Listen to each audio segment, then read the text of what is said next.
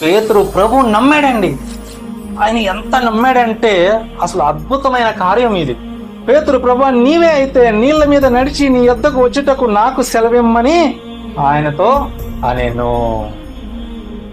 పేతురికి ఇప్పుడు ఏం కావాల్సి వచ్చిందయ్యా అంటే ప్రభు ఎలా నడుస్తున్నాడో అలా నడవాలని పేతురికి ఆశ కలిగింది. పేతురు ప్రభుని ఏమడిగాడు? పర్మిషన్ అడిగాడు. నేను నీ దగ్గరికి వస్తానయ్యా అన్నాడు. పర్మిషన్ గ్రాంటెడ్ అన్నాడు ప్రభు. అప్పర్ లాంగ్ లో ఉన్నాడు అనుకుందాం, but he cannot identify Jesus. ఇక్కడ నుంచి దిగి వెళ్ళాలి, వెళ్తే చావో బతుకో తెలియదు. అయినప్పటికీ ఒక తీర్మానం తీసుకున్నాడు. తన చుట్టూ ఉన్న సమస్యలు, ఏ సమస్యలు? గాలి, సముద్రము, అలలు, చచ్చిపోతాడు. ఇప్పుడు అదే సందర్భంలో మనల్ని పెట్టుకుందాం. మనకి అప్పులు, రోగాలు, జబ్బులు, ఇబ్బందులు, గొడవలు, ఇన్నుండి ప్రభు రమ్మంటున్నాడు నిన్ను. ఇఫ్ యూ కెన్ గో, వెళ్ళగలవా పేతురులాగా? బట్ పేతురు ధైర్యం చేశాడండి.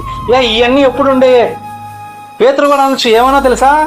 బ్రతుకుట క్రీస్తే, చావైతే లాభం. నేను బ్రతికితే నా ప్రభు కోసం బ్రతుకుతాను, చచ్చిపోతే నా ప్రభు కోసం నేను చచ్చిపోతాను అని చెప్పి ఎంత ధైర్యం కావాలి, ఎంత గట్స్ కావాలి. ఈరోజు నీకుందా ఆ యొక్క విశ్వాసం గనక నీలో ఉండి నువ్వు ప్రభు సన్నిధానానికి వస్తూ పడిపోతూ లేస్తూ పడిపోతూ లేస్తూ పడిపోతూ లేస్తున్నప్పుడు ఒకనాటికి ప్రభు నీకు సంపూర్ణమైన విశ్వాసము దయచేయును గాక.